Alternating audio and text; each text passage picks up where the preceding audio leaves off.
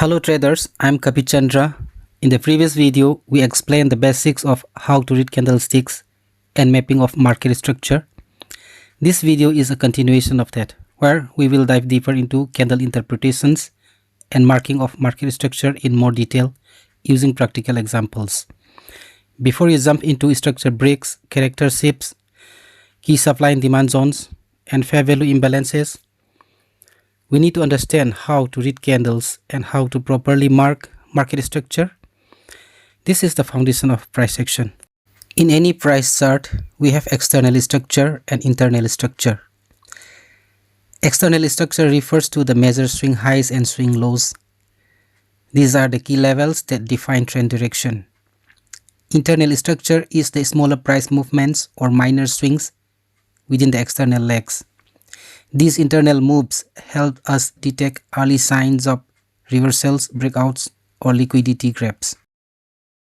When mapping an uptrend structure, we start by identifying the most recent higher high and higher low. When mapping a downtrend structure, we start by identifying the most lower high and lower low. These form the building blocks of structure. Now, connect these major high and lows to form structure legs. From a higher low to higher high is a bullish leg. From lower high to lower low is a bearish leg. Each leg tells a story of how much strong the buyers or sellers are. This is the foundation of understanding break of structure, change of character, order block, and fair value gaps. Without a proper structure mapping, those concepts will be random. So take time to mark your charts correctly. Let's begin with this strong green candle. It forms a solid bullish move. This is a clear expansion candle indicating strong buying pressure. Buyers push up the price and wicks on upper side tells us that sellers are trying to reject, but buyers manage to close it near the top. Let's mark the high and low of this candle and take as our first structure reference. Now, the second candle forms a shooting star with a long wick on the upper side. Initially, price attempted to push higher but was rejected, and the candle eventually closed lower than the previous candle's close. This clearly indicates selling pressure. However, structurally, this candle still makes a higher high and a higher low compared to the previous one. So, in terms of structure mapping, the bullish structure remains intact. The high of the structure is simply extended higher. When such a candle forms, I usually mark the wick area as a strong seller's zone. If you have access to order flow tools, you can easily identify where the sell orders got executed or where a selling stake imbalance occurred. Coming to the third candle, it forms a strong red body with a small upper wick and no lower wick at all. At first, price tried to push higher, but sellers stepped in aggressively and took full control, closing it right near the low. No wick on the lower side means sellers are in full control and buyers have no strength to push up the price. It closes below the previous candle. Compared to the previous candle, it forms a lower high and a lower low. This marks a shift in the internal structure. A short-term downtrend or say a pullback has started. But it's important to note that the bigger structure still remains bullish. Since the low of the first expansion candle has not been broken, so at this stage we are watching a possible short-term correction or you can say a pullback. Now onto the fourth candle. Once again we see a strong red body with a long upper wick and no lower wick. This clearly shows that sellers step in aggressively, push the price lower and manage to close it near the bottom. Just like the third candle, this one also forms a lower high and a lower low, continuing the internal downtrend. This is a clear example of a one-time framing downtrend. However, the larger structure still remains bullish. Price is holding above the low of the initial expansion candle. So until that low is broken, this movement is considered a pullback within a bigger bullish range. At the same time, price is approaching the 50% correction level of the previous bullish impulsive move, which often act as a key area for potential buying interest. Here comes the fifth candle. Unlike the previous red candles, this one is a green and close above the previous candle's close, indicating some buying interest stepping in. However, the structure still prints lower highs and lower lows, so the internal structure line continues to extend downward. The short-term downtrend remains in play. Now, this candle breaks the one-time framing downtrend. It forms a higher high and a higher low, signaling a potential shift. So this time, we mark our structure leg upward, extending to the high of the candle. Does this mean the pullback is over and the previous uptrend is resuming? Should we enter a buy position here? Well, that's possible, but just above this level, there's a strong seller rejection zone we had marked earlier. In my opinion, this setup looks risky. It's not a correct decision to jump in here. In trading, it only takes a few seconds to lose our hard-earned money. So in this case, it's safer to skip the trade and wait for a cleaner setup. The next candle forms a red shooting star with a clear wick on the upper side. That wick taps into the selling zone we had marked earlier. Price attempts to push higher into that zone but gets rejected by the sellers, confirming the presence of supply at that level. Shall we enter a short position here? Well, just below we have the 50% retracement level of the previous impulsive up move, a level where buyers might step in again. So, is it safe to go short now? Or should we wait for more confirmation? What do you think? Share your thoughts in the comment box below. Continuing with our structure mapping, this shooting star candle forms a higher high and a higher low. So we extend our structure leg upward. Next, we have an inside bar candle. Its high and low remain completely within the range of the previous candle. So, in terms of structure mapping, there is nothing to update here. The high and low of this inside bar will not be considered for the next structure leg. Even if the following candle breaks out to the upside or downside, we won't count this inside bar in our structure mapping. We will only count the high and low of the previous candle for structure mapping purpose. The next candle first breaks to the downside, but buyers step in, push the price back up, and it closes within the range of the candle before the inside bar. Despite the initial weakness, buyers show their presence and defend the previous structure. According to the structure mapping rule, this candle forms a lower high and a lower low compared to the previous structure candle. So we mark our structure leg heading downward. However, the price action shows indecision. It first breaks lower, but then buyers absorb the move and push it back up, closing inside the previous range. This signals hesitation in the market. In such situations, it's better to wait and watch. Let the market give us a clear signal before making any trading decision. The next candle is a red shooting star, or you can also call it an inverted hammer. It forms a higher high and a higher low compared to the previous candle. So we mark our structure mapping and upside leg. However, it closes around the same level as the previous candle's close, showing hesitation. More importantly, the long upper wick signals rejection from the upper level, the same selling zone we had marked earlier. This reinforces the presence of active sellers in that area. If I had to level this movement, I would call it critical decision point within a pullback. If a strong bearish follow-off candle from here could shift short-term momentum towards selling. But if buyers absorb and push higher, it could be a continuation of the larger uptrend. So I would say this is not a buying, not selling, just watching, let the market speak. The next candle is a small red body candle with a tiny lower wick. This shows that buyers are not strongly rejecting the lower price this time. Selling pressure continues in a slow, controlled manner. In terms of structure mapping, this candle forms a lower high and a lower low compared to the previous one. So we extend our structure leg downward, continuing the short-term bearish structure. We see two continuous red candles moving downward, heading toward the support level that was created by the previous bullish impulsive move. This shows increasing selling pressure as price approaches a key demand zone. Now, this support zone is important because it's the origin of the last strong bullish move, meaning buyers had previously stepped in with strength from this level. So, if price reaches this zone again, we will watch closely for signs of buyers' interest or possible reversal.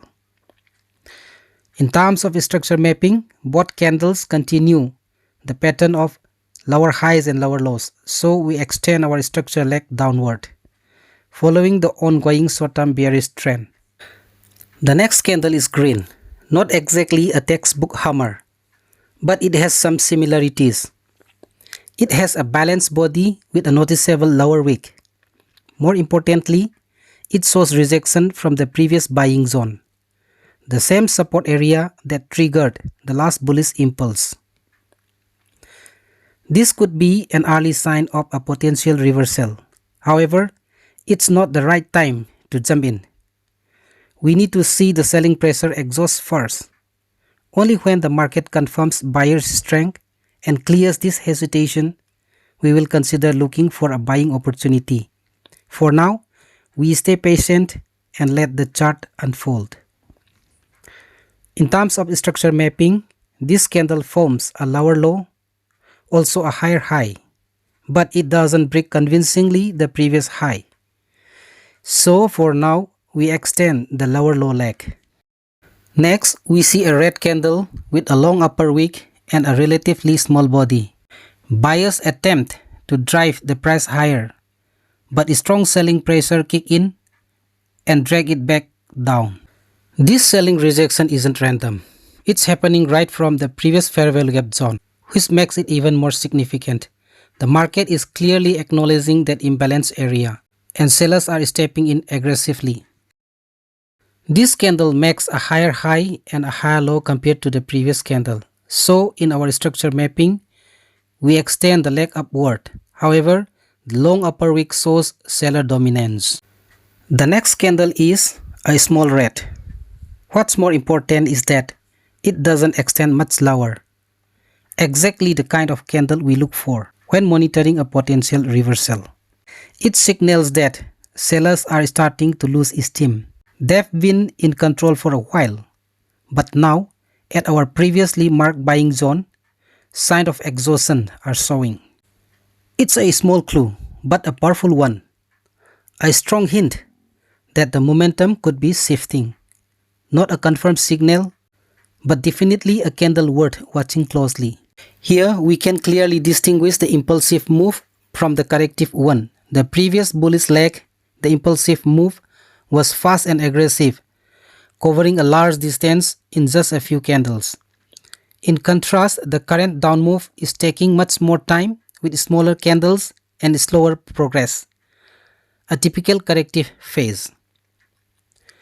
This time difference is important. It shows that the buyers had strong momentum while the sellers are struggling to follow through.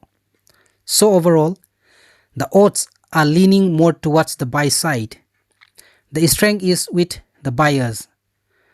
And unless we see a clear breakdown, the market could be gearing up for another upward move.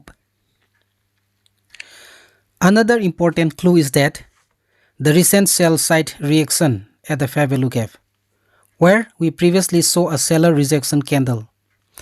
This time, however, there is no strong follow-through from the sellers. In fact, the level has already been mitigated by that red candle. So now, if buyers step in again and push the price upward, there is a high chance that the fair value gap would not act as strong resistance anymore, and the price could pass through it more easily. And it is important to note, once a level gets mitigated and fails to produce a strong reaction, The next time price comes back to it, that level often loses its strength. It might not react much, and in many cases can be broken easily. So at this point, I personally switch to a smaller time frame. I have some specific entry models I follow, and I will be watching closely for an entry signal. But for those of you who don't have a lower time frame entry setup, it's better to wait for a confirmation candle on this current time frame. Ideally, that would be a strong bullish candle, something like a bullish engulfing, a Maruboju, or even a big green candle that breaks above recent high with solid momentum. Preferably, it should close above a key level, like the fair value gap or a recent structure high. That is when the picture became clearer and you can enter with more confidence, backed by confirmation. Look at how patiently we waited for our entry, a full 3 hours and 45 minutes after the market opened. We didn't move a finger until everything aligned. This is the kind of discipline that separates real traders from gamblers. Some of you can't even sit through 30 minutes without clicking the buy or sell button. You think trading is action every minute?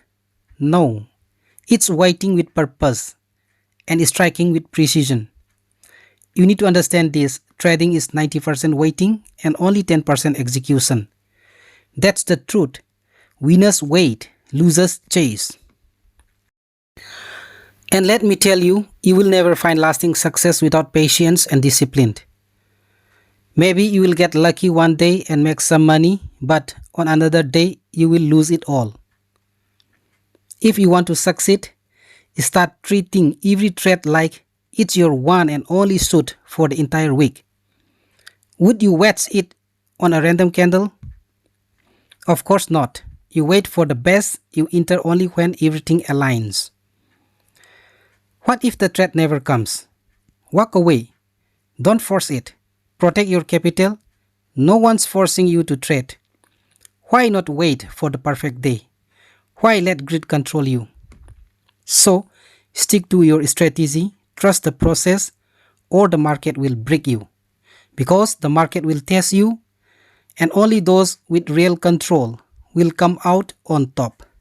This is your entry candle. Even though it's not a textbook hammer, it displays a strong lower wick at a key buying zone, also breaks the previous candle's high and forms a bullish engulfing candle, followed after a clear sign of seller exhaustion. We have already identified and entered the trade using our lower time frame entry model with a small stop loss. I will explain the details later in the next video. The earlier fair value gap has already been mitigated, which now clears the path for price to move upward. We are also aligning with the bias of an impulsive bullish move. If you are still hesitant to enter here, that's okay. You can wait for the next candle to give you full confirmation, and here it is. Here's a very important thing to note, an interesting observation that makes this setup very powerful. Price breaks the previous internal structure low. This isn't weakness, it's a classic liquidity sweep. It is simply a complex pullback. This move manipulates retail traders into taking premature short positions, thinking the market is heading down, and to seek out early impatient buyers before making the real move upward. Only after that liquidity sweep or the manipulation does the real move begin. The real move usually starts only after the market takes out stop losses or traps traders. That's the manipulation phase before the true direction begins. Friends, trading isn't about pressure, it's about peace. It's about showing up every day with discipline, following your rules and trusting your system.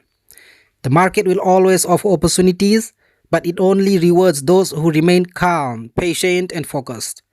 So please kill the monkey inside you before it kills your account.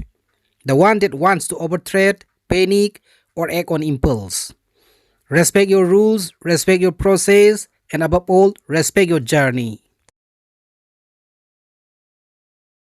You have now learned how to mark internal and external market structures. You have also understood how to identify key buying zones and selling zones. On top of that, you know how to differentiate between an impulsive or extension leg and a retracement or pullback.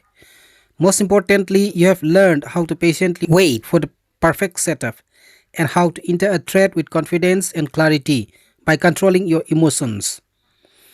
If you found this video helpful, don't forget to like, subscribe, and hit the bell icon so you don't miss the next one. Thanks for watching, and I will see you in the next video.